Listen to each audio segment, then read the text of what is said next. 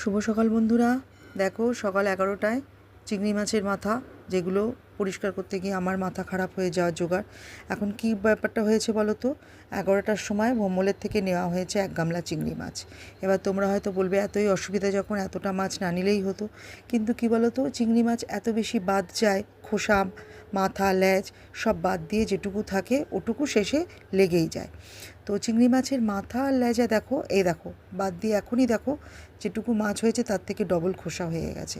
আর যেটা বলছিলাম, চিংড়ি মাছের লেজা আর মাথা কাটতে তো বেশিক্ষণ লাগে না, খোসাটা ছাড়াতেও ঠিক আছে একটু সময় লাগে, কিন্তু সব থেকে বেশি সময় লাগে হচ্ছে এই শিটটা ফেলতে।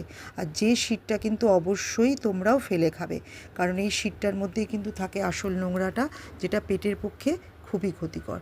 তো এখন কি করা যাবে বন্ধুরা, দিনের শেষে একটু ভালো মন্দ খেতে গেলে কষ্ট তো করতেই হবে।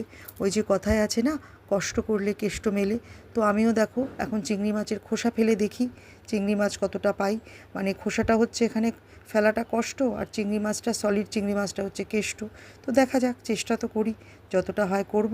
তোমরাও কাজ করে নাও বন্ধুরা, ভালো থেকো সবাই, টাটা।